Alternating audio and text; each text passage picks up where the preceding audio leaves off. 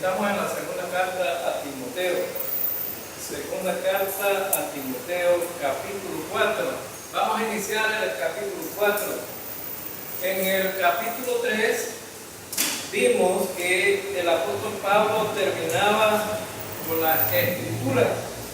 Y toda la escritura es inspirada por Dios, útil para enseñar, para redarguir, para corregir, para instruir en justicia, a fin de que el hombre de Dios sea perfecto, enteramente preparado para toda buena obra. Es como un resumen de lo que Pablo estaba incluyendo a Timoteo acerca de la predicación de la palabra.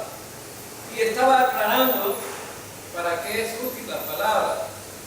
Si la palabra es útil para todas estas cosas, Pablo dice, hay que seguir predicando. Y la prioridad es predicar el Evangelio. Entonces, en este contexto de lo que es la palabra de Dios y que es significativo, pues, la predicación de la palabra de Dios y desde el punto de vista de la sana doctrina, entonces el Señor le inspiró al apóstol Pablo para que instruyera a Timoteo en estas cosas. Y varias veces en la carta el apóstol Pablo le dice, predica, busca siervos que prediquen, que enseñen. Entonces esto es una prioridad, buscar personas que enseñen la palabra o que prediquen la palabra. En el capítulo 4, versículo 1 dice, te encarezco delante de Dios y del Señor Jesucristo, que juzgará a los vivos y a los muertos en su manifestación y en su reino. Bueno, aquí el apóstol Pablo dice, bueno, te voy a dar un encargo. O sea, la palabra te encarezco como que no se entiende mucho, pero te encarezco. Se siente más como que está caro, ¿verdad? Pero la palabra en sí significa te encargo. Y esa palabra te encargo era una palabra que era dicha en tiempo ahorita, como quien dice, Pablo le dice a Timoteo, de aquí para adelante, sin parar, vas a predicar la palabra. Es decir, desde este momento no vas a parar de hacerlo. Pues en el mundo, en el tiempo del apóstol Pablo, hubieron muchos que se corrieron, ¿no? Que se alejaron de predicar la palabra, y algunos agarraron falsas doctrinas y enseñaban otras cosas. Pero el apóstol Pablo sabía que estaba llegando al punto final de su vida y que necesitaba siervos como Timoteo para que continuara el ministerio que él iba a dejar. Entonces, aquí en el versículo 1 es un encargo y llama a dos testigos el apóstol Pablo aquí, delante de Dios y del Señor Jesucristo. Le dice Pablo a Timoteo, te encargo delante de Dios y del Señor Jesucristo que prediques. Bueno, no solamente lo llama y llama como testigos a Dios y a Jesucristo, sino también dice, bueno, que va a juzgar a los vivos y a los muertos. Entonces, Pablo le está diciendo a Timoteo, ten presente lo siguiente, recuerda que tu ministerio está en acción. Si tú paras, recuerda que vas a ser juzgado por tu ministerio. Y lo mismo va a pasar con nosotros. Nosotros no podemos dejar el ministerio porque vamos a dar cuenta delante de Dios y del Señor Jesucristo. Ahora entonces, a Timoteo le dice que juzgará a los vivos y a los muertos. Bueno, recuerden que él utiliza en este versículo, utiliza dos palabras, manifestación y su reino. La palabra manifestación es la epifanía, o sea, la aparición de Jesucristo otra vez.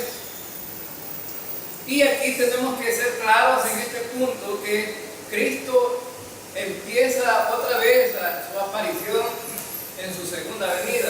Pero la segunda venida tiene dos etapas. Una, la aparición para llevar a la iglesia y otra para juzgar al mundo. Son dos momentos diferentes. Bueno, entonces Cristo ha de juzgar a la iglesia. Por eso el apóstol Pablo dice que juzgará a los vivos y a los muertos. Y aquí no se trata, de personas, cuando en el rapto de la iglesia, Cristo se va a llevar a los que estén vivos y a los que estén muertos. ¿Y cómo se llevará a los que están muertos? Van a resucitar. Y los que estén vivos, van a ser transformados y llevados al cielo. ¿Cuál es el propósito de llevarlos allá? Dos cosas importantes. Recuerden que aquí en la tierra, a partir del rapto de la iglesia, va a haber un juicio sobre la tierra. Y ese juicio sobre la tierra va a ser para los judíos y las naciones inconversas. Ahora, mientras esté esa tribulación de 7 años aquí en la tierra, la iglesia es raptada y llevada al cielo. ¿Con cuál propósito? Para que no pase la tribulación, un propósito. En la carta a los Tesalonicenses, capítulo 5, versículo 9, dice que Dios nos va a apartar de la ira venidera. Significa que nosotros no vamos a estar ahí. Y hoy en día hay muchas interpretaciones con respecto en qué momento va a ser raptada la iglesia. Nosotros como iglesia creemos que antes de la tribulación vamos a ser raptados, porque estos versículos apoyan que vamos a ser apartados de la ira. Pero hay otros que son tribulacionistas que creen que a mitad de la tribulación la iglesia va a ser raptada. Y otros creen que son tribulacionistas y significa que después de la tribulación la iglesia va a ser raptada. No tiene ningún sentido si la Biblia dice que vamos a ser apartados de la ira, entrar como iglesia dentro de la tribulación. Entonces, lo más lógico y probable es que la iglesia va a ser raptada antes de la tribulación. Y estando allá con Jesucristo, entonces Jesucristo va a empezar dos cosas. Uno va a ser el tribunal de Cristo. El tribunal de Cristo va a servir para otorgar galardones a los creyentes. Y esos galardones van a ser entregados a aquellos creyentes que tuvieron ministerios, porque fueron fieles en la palabra, aquellos creyentes que usaron bien su don, aquellos creyentes que decidieron identificarse con Cristo de una manera no simplemente nominal, sino de una manera práctica. Escucharon la palabra de Dios, la creyeron, se dieron cuenta que eran salvos, ahora estaban identificados con Cristo, decidieron ser discípulos del Señor y de ahí para adelante, a servir al Señor. El discípulo es el que sirve. Aquel creyente nominal es simplemente el que no sirve en nada, pero el discípulo de Cristo es el que sirve. Fíjense que cuando llamó a los discípulos, anduvo con ellos un tiempo y de repente los manda, vayan a predicar. Y les dio autoridad sobre algunas cosas, hacer milagros, sacar demonios, es decir, teoría y práctica. Entonces es un discípulo, teoría y práctica. Ahora, cuando estemos en el tribunal de Cristo, dice que vamos a dar cuenta de las cosas buenas y de las cosas malas cuando estábamos en este cuerpo. Ahora podría decir, ¿y cómo es eso que la Biblia dice que cuando estemos allá en el cielo ya no va a haber cosas malas? No van a haber cosas malas, pero sí van van a ver el recuento de nuestra vida como fue. Es decir, el Señor tiene registrado cómo fue nuestra vida como creyentes. Ahora, si esa vida como creyente estuvo al servicio del Señor o no estuvo al servicio de Él. Lo bueno es, bueno, dice que vamos a dar por cuenta de las cosas buenas. Las cosas buenas son todas aquellas cosas que el Señor tiene registrado de que nosotros realmente le servimos por la gracia de Dios y le servimos para la honra y para la gloria de Él. Allá en el tribunal de Cristo, bueno, algunos vamos a ser sorprendidos ahí, ¿verdad? Y el Señor va a decir, bueno, en lo poco me fuiste fiel, en lo mucho te pondré. Pero alguno le va a decir, si te puse en un ministerio y no hiciste nada. Ahora entonces, algunos tienen dones. Por ejemplo, uno de los dones que casi no se practica, hermanos, que casi no se practica en este tiempo, el don de la fe. Fíjense que el don de la fe casi no se practica.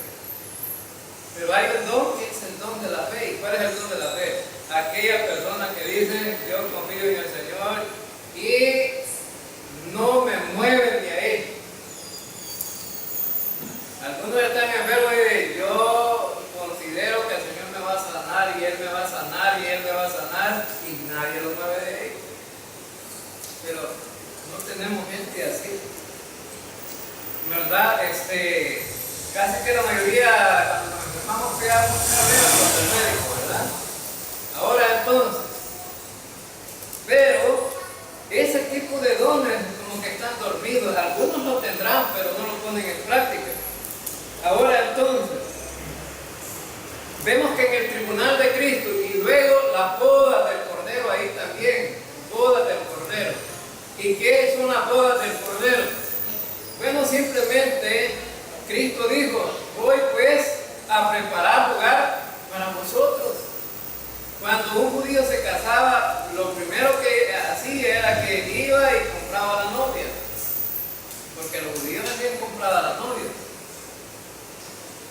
No como aquí en el país, ¿verdad? Que aquí no se paga, no se paga en el sentido material. Es decir, mire, llega del suegro, véndamela a su hija. No, allá los judíos llegaban y le decían al papá de la muchacha, mire, fíjese que mi hijo se quiere casar con su hija. Y ni siquiera la había cortejado, nada, para nada, no era el novio. Nada.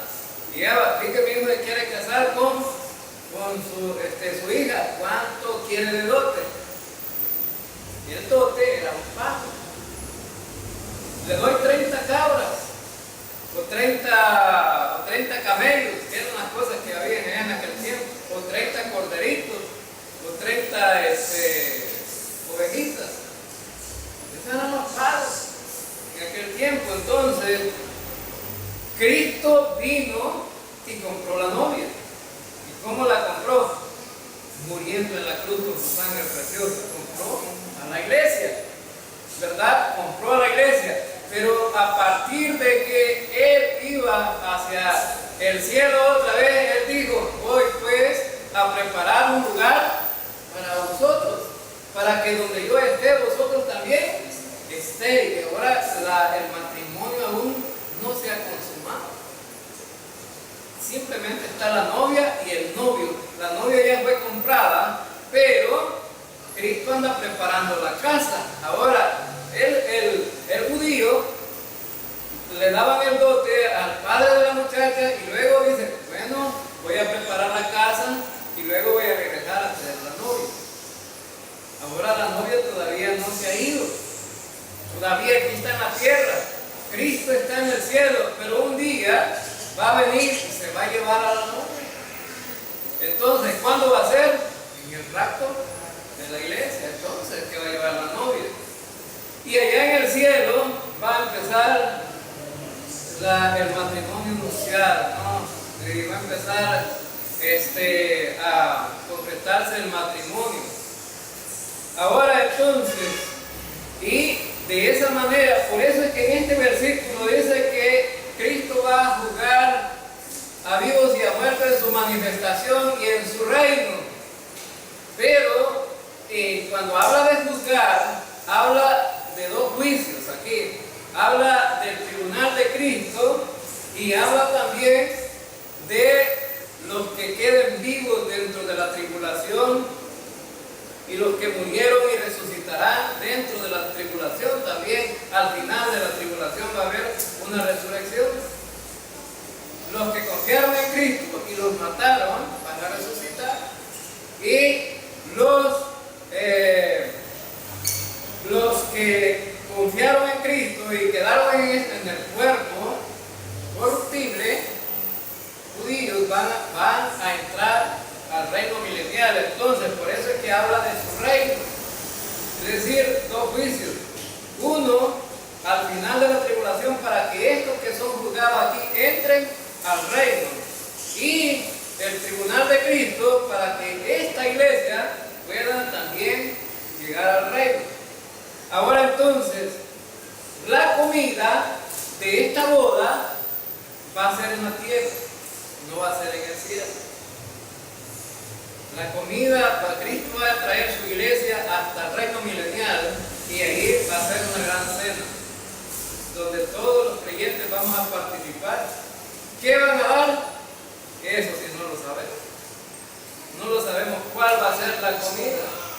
Pero en algunas parábolas hablan de qué era la comida que ofrece el Señor. Por ejemplo, habla una parábola de la boda del hijo y habla acerca de Jesucristo. Y fíjense bien, dice un padre de familia tenía un hijo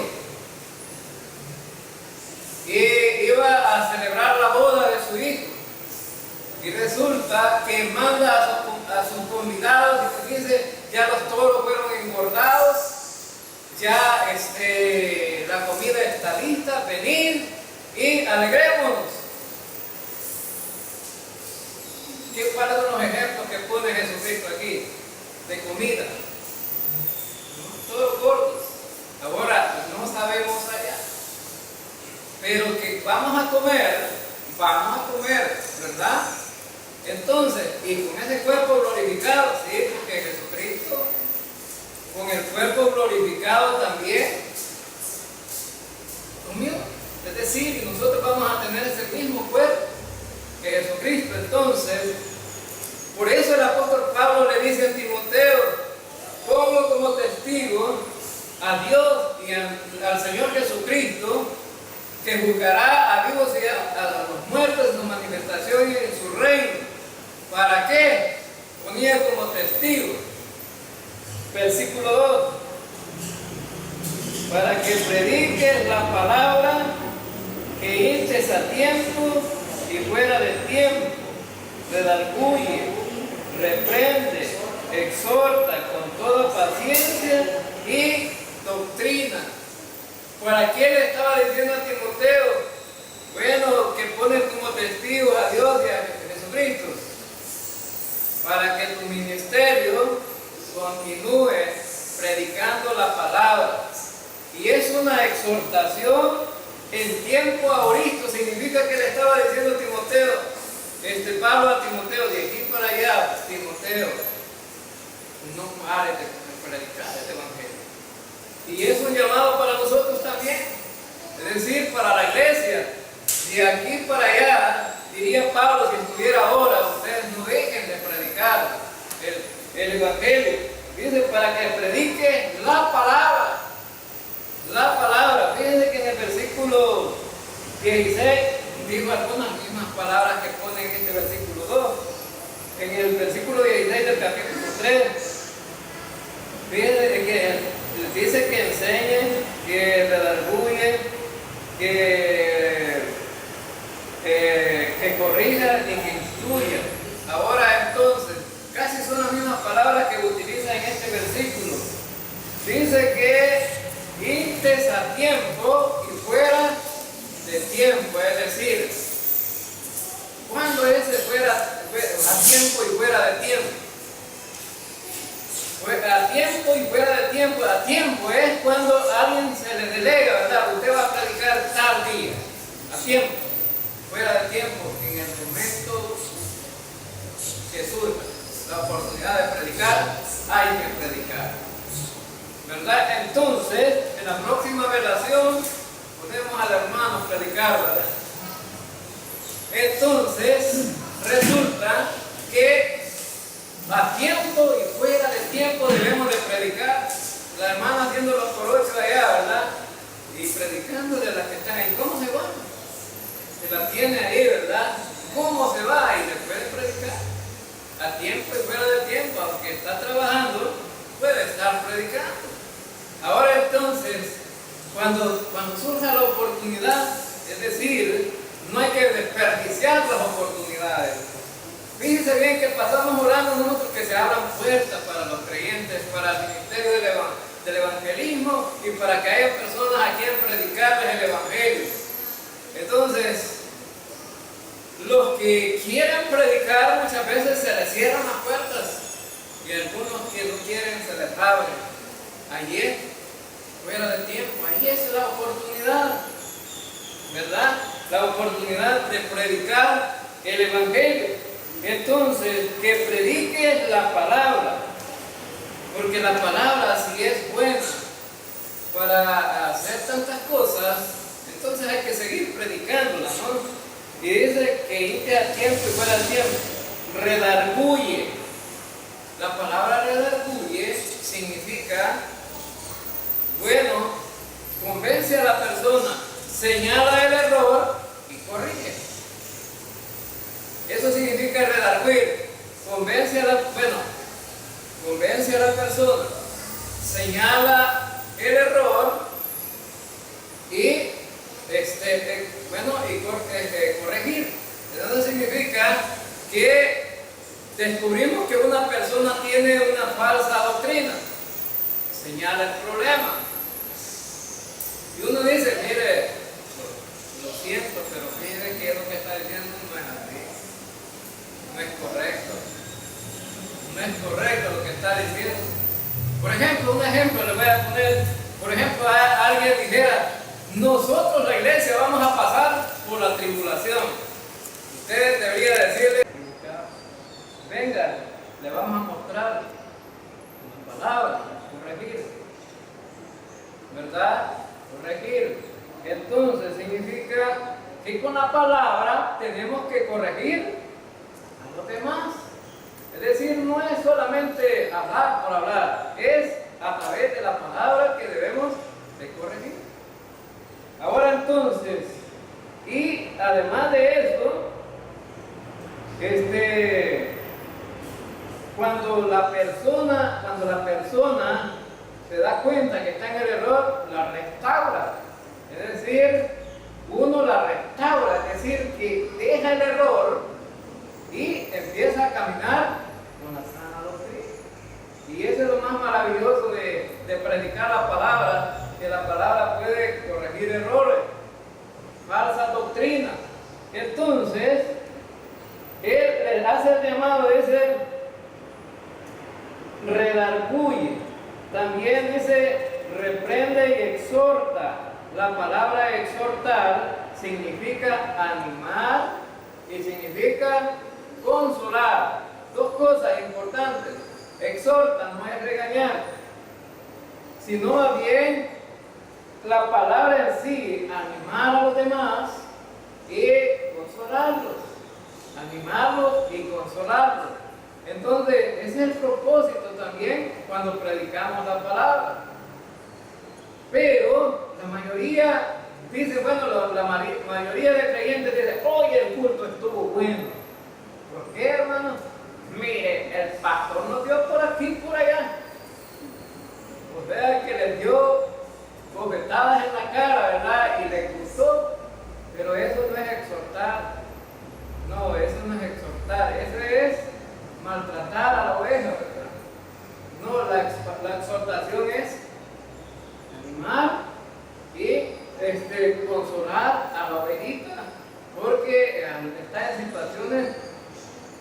son correctas a lo mejor, pero necesitamos a lo mejor usar las dos palabras, ¿verdad?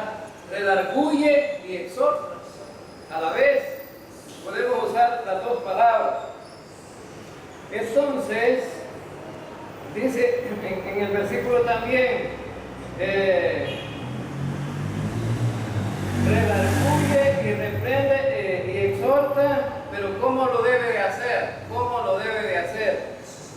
Con toda paciencia y doctrina. Es decir, el predicador, el que enseña, debe hacerlo con paciencia.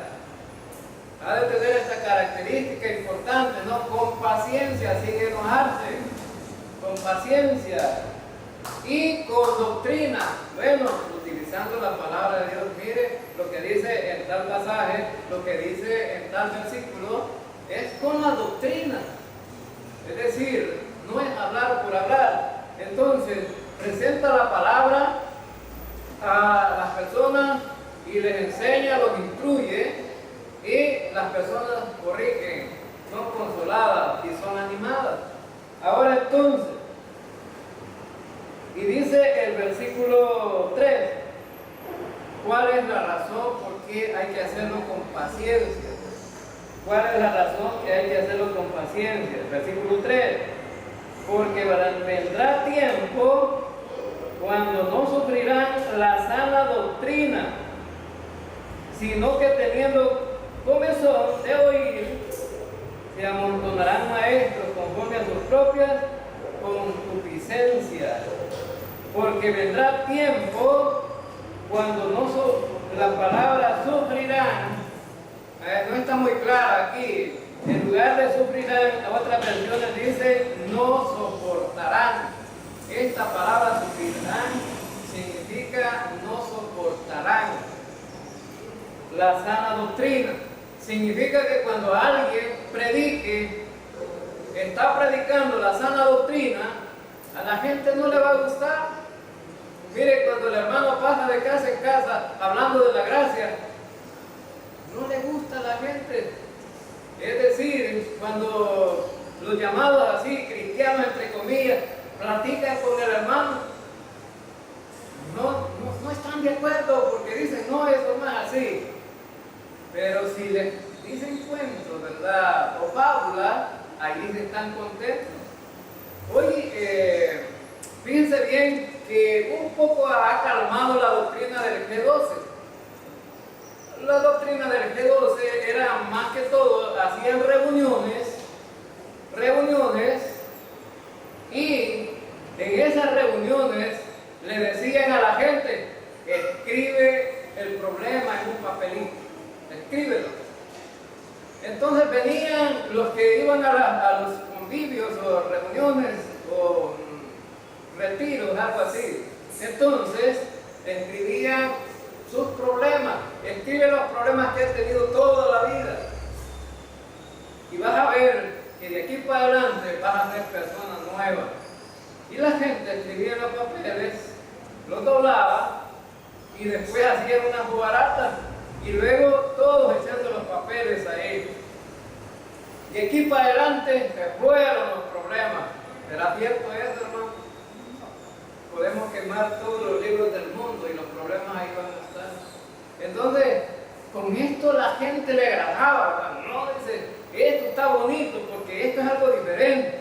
Aquí se nos van los problemas y los echamos al fuego y todos los problemas se acaban. Eso no es cierto. Es una falsedad. Entonces, a la gente le gustaba y mucha gente cayó en esa trampa. Ahora también el movimiento carismático era otro problema con las nuevas olas de cosas que surgieron dentro de este movimiento. Por ejemplo, la caída santa, ¿verdad? Con eso del desmayo, la gente estaba animada. Es otra cosa. No es lo tradicional, no es lo que la gente está haciendo. Es algo nuevo y la gente le gustaba eso. Pero ¿sabe qué? ¿De dónde proviene eso, hermano? ¿De dónde proviene? Eso no es obra de Dios, sino que es la obra de Satanás. Ahora, ¿saben para dónde caen todos los que se desmayan? ¿Para dónde caen? Para atrás. Pero en la Biblia encontramos que cuando Dios hablaba, la gente quedaba postrada hacia adelante, nunca para atrás. Y ustedes saben que lo contrario a lo que Dios hace es lo que Satanás hace. Entonces, todas, si ustedes ven esta gente que se desmayan hacia atrás. Y otra cosa, aparecieron con el vómito santo. Otra cuestión que no es bíblica. ¿Dónde encontramos en la Biblia un versículo que dice que hay que estar vomitando?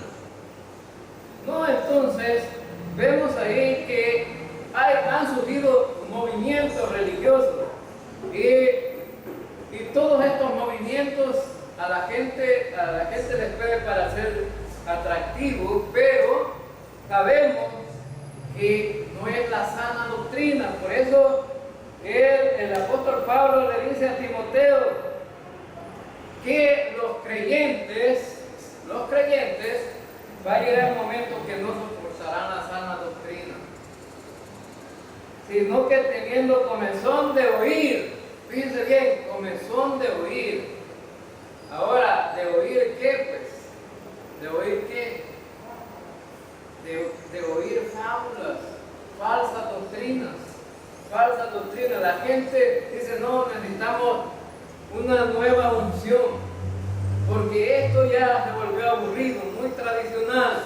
Necesitamos cosas nuevas que nos hagan sentir bien. Y entonces, de repente aparecen los carismáticos con la risa santa.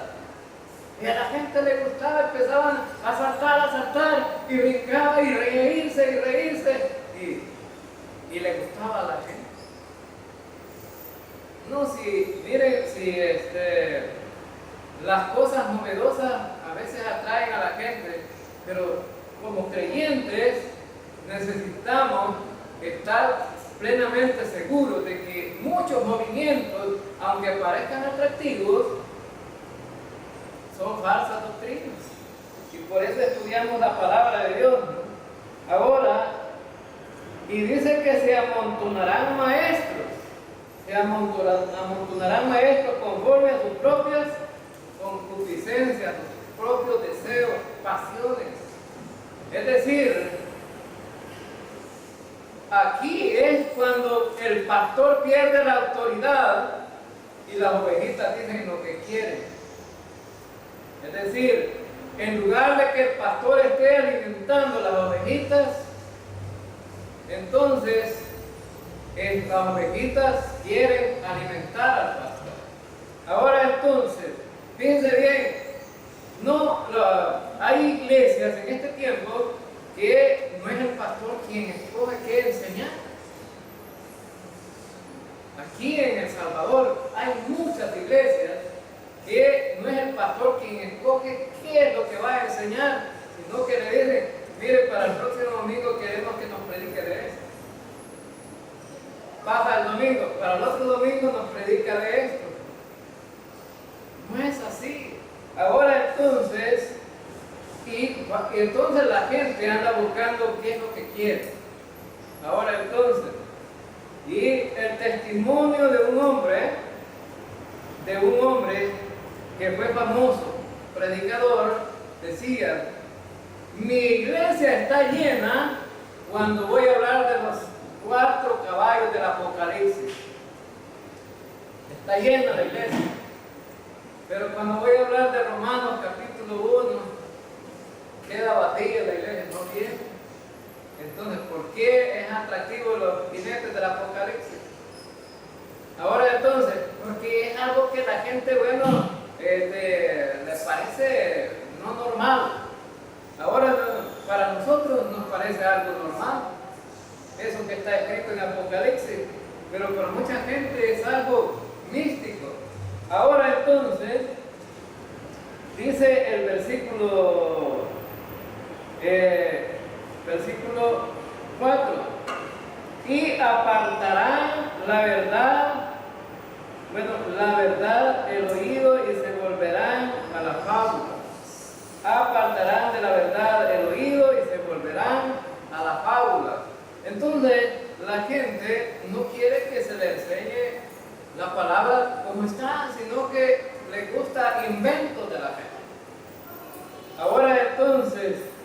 Me estaba contando un alumno en la escuela, mírenme, durante toda la semana nosotros vamos a hablar de cosas que la gente no sabe, y viera cuánta gente está llegando. ¿Y cuáles son las cosas que no saben? Estamos hablando de Apocalipsis. ¿Y qué cosas están hablando? Pues él no me dice que cuando venga la tribulación eso va a estar cosas serias. Entonces, esto como que les parece fantástico a la gente, ¿no? Ahora, pero Apocalipsis no es una fábula. El problema es cómo se interpreta. Si la interpretan mal, bueno, a esto le gusta oír a la gente. Una fábula es un cuento es una obra literaria que la gente hace y pone sus personajes ahí ficticios, ¿verdad? Que no son reales. Y esto le agrada a la gente. Entonces, a la gente le gusta oír cosas falsas. Entonces, dice el versículo 5: pero tú sé sobrio en todo, soporta las aflicciones, haz obra de evangelista, cumple tu ministerio. Ahora, la palabra sobrio es lo contrario a borracho. El que está borracho no tiene control, ¿verdad? Ahora entonces, pero es una figura que el apóstol escribe aquí, bueno, para enseñarle a Timoteo que él debe ser fiel en su ministerio. Le dice: tú sé sobrio, es decir, no te descontroles, no te deschavetes, no te apartes de la verdad, mantente firme, como debe ser, mantente firme, no te muevas de ahí. Esa palabra sobrio significa no descontrolarse, ser equilibrado. Entonces le dice a Timoteo Pablo: tú mantén, aunque los demás hagan lo que hagan, se descontrolen y quieran oír cosas que no son reales, verdaderas, tú no cambies tu forma de pensar, mantente firme ahí. Ahora entonces, sé sobrio. Y además de ser sobrio, le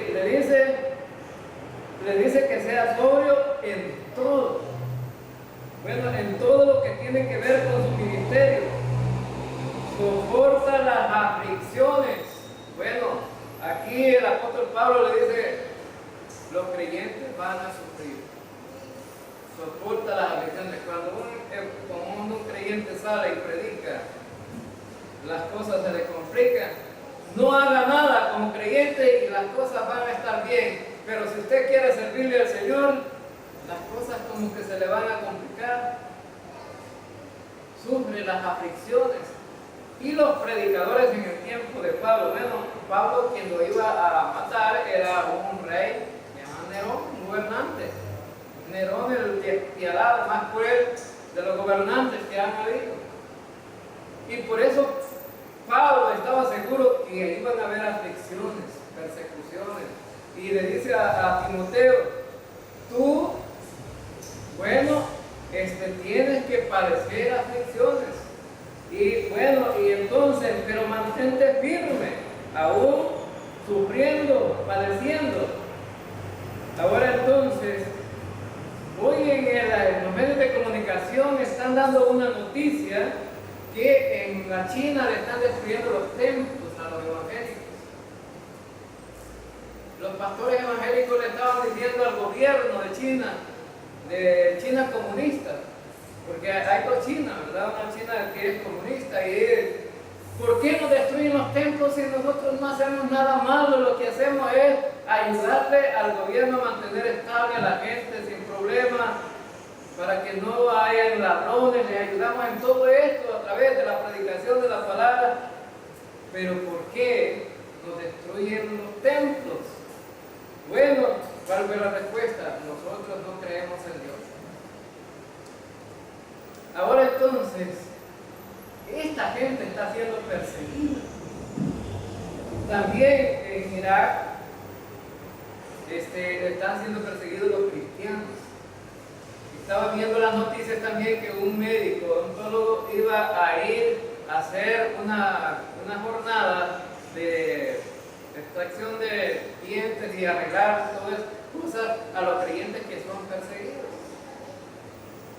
¿Cómo los va a reunir? ¿A dónde los va a reunir? No se sabe, pero él va a ir a hacer, porque es un creyente, o sea, es un médico que ha salido de la universidad evangélica y va a hacer esta obra ya. Ahora entonces, significa que en el mundo hay muchos lugares donde están siendo perseguidos los creyentes, pero en el tiempo de Timoteo, Pablo le dice, vas a ser perseguido, vas a tener aflicciones. Es más, nosotros, bueno, la mayoría de creyentes no predica, no evangeliza por el temor a qué le va a decir la gente. Eso es tan sencillo, el temor de qué le va a decir la gente. Y mire, la gente no sabe nada de la palabra de Dios. Ahora entonces, y resulta que dice, soporta las aflicciones, haz obra de evangelista. Le dice, haz obra de evangelista. ¿Por qué le dice que haga obra de evangelista? Porque Timoteo no hacía esta tarea de evangelista. Porque Timoteo no era un evangelista. Ahora entonces, pero él dice, haz obra de evangelista. Ahora entonces, y es una tarea para todos nosotros. Es decir, aunque algunos digan, yo no traigo para evangelizar, pero haz obra de evangelista. Ahora entonces, significa entonces que es un ministerio para todos. Si Timoteo no era evangelista y Pablo le recomienda que lo haga, es porque es una tarea para todos aquellos que se consideren que no pueden evangelizar. Pues el apóstol dice que sí, se puede. ¿Y cómo es que uno evangeliza? Aprende la palabra, conoce la doctrina y simplemente la comunica a los demás. El problema es que no nos gusta aprender muchas veces. Ahora entonces, pero todos deberíamos de hacer obra de evangelista. Y cumple, dice, tu ministerio, es decir, si vas a tener como testigos a Dios y a Jesucristo, cumple con tu ministerio. Es decir, no desmayes, continúa ese ministerio que Dios te ha dado. Ahora, entonces, versículo 6. Ahora el apóstol Pablo va a poner como testimonio su propia vida. Y dice, porque yo ya estoy para ser sacrificado y el tiempo de mi partida está cercano. En otras palabras le dice a Timoteo, cumple con tu ministerio porque yo ya no voy a estar. Y los que acuden a mí van a tener que acudir a otros. Y a lo mejor el apóstol Pablo consideraba que Timoteo era la persona ideal para que los demás consultaran a Timoteo y él le cumple con tu ministerio porque yo ya está cerca mi partida, es decir, iba a morir. Entonces, pues aquí también necesitamos cada iglesia en la tierra, personas, nuevos líderes, personas que tengan ministerio, porque los que ya estamos en ministerio no somos eternos aquí. Ahora entonces, y dice el versículo 7, he peleado la buena batalla, he acabado la carrera, he guardado la fe.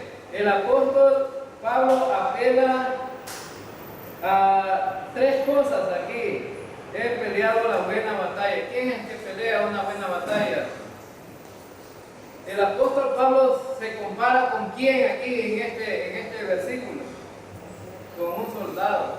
He peleado la buena batalla. Él se compara con un soldado. Los soldados son los que libran batalla. Y dice, he peleado la buena batalla. Entonces, Y fíjense que cuando Pablo fue llamado en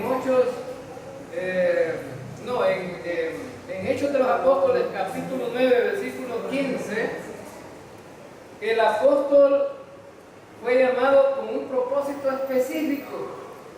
¿Y cuál fue el propósito específico? Dios dijo, bueno, Jesucristo dice, vayan, llámenlo, tráiganlo, porque este me es instrumento para que vaya a predicar a los gentiles, para que le predique a los reyes y a las autoridades. Ese era el ministerio de Pablo. Y Pablo consideraba de que ya había predicado a los gentiles, consideraba que le había predicado a las autoridades, y él dice, bueno, he acabado mi carrera. Entonces él dice, he peleado la buena batalla. Algunos dicen que ya pelearon la buena batalla porque ya les va llegando la muerte, pero eso no es pelear la buena batalla. No, pelear la buena batalla es servir al Señor por un tiempo hasta donde se pueda el ministerio, y resulta que esa es pelear la buena batalla y sin rendirse, y no en pie de lucha como un heraldo, ¿verdad? Entonces, eso es pelear la buena batalla, tener defensa del Evangelio, predicar la palabra a tiempo y fuera de tiempo, exhortando y redarguyendo a aquellos que están equivocados en las doctrinas. Haciendo todo esto es que se pelea la buena batalla. Solo por ser miembro de una iglesia no se pelea la buena batalla. Ahora, también él dice otra cosa, que ha acabado la carrera, es decir, el tiempo de su ministerio se había terminado. He acabado la carrera. Entonces, acabar la carrera es terminar con lo que se le ha encargado que haga. Ahora entonces, la carrera para un creyente, hermanos, se termina ¿hasta cuándo? Hasta el último día de su muerte. Hasta ahí termina la carrera de un creyente. Mientras tenga vida y puede hablar y puede servir al Señor. Y he acabado la carrera. El apóstol Pablo se le estaba terminando su tiempo de servicio. Se le estaba terminando su tiempo de servicio. Y dice,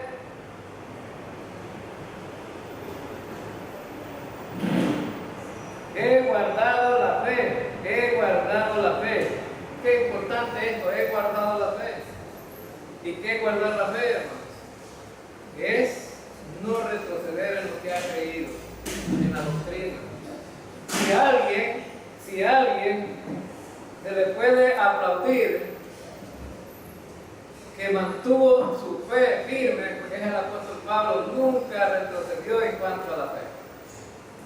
Las doctrinas siempre él las predicó y nadie le pudo contradecir nada, y los que contradecían se convencían que estaban equivocados. He guardado la fe, ¿qué significa? He guardado toda esa doctrina que he aprendido. Nadie me puede decir que retrocedí en lo que creí. Entonces, el apóstol Pablo era uno de esos. Él se consideraba firme en lo que confió. Por eso él dice, bueno, por lo cual estoy seguro. Siempre decía, estoy seguro. Y en Filipenses, él dice, bueno, estoy seguro que el que comenzó la obra la perfeccionará hasta el día de Jesucristo. Entonces, él siempre utilizaba esa palabra, estoy seguro, ¿verdad? Ahora entonces, y dice el versículo 8, y con este vamos a terminar, versículo 8.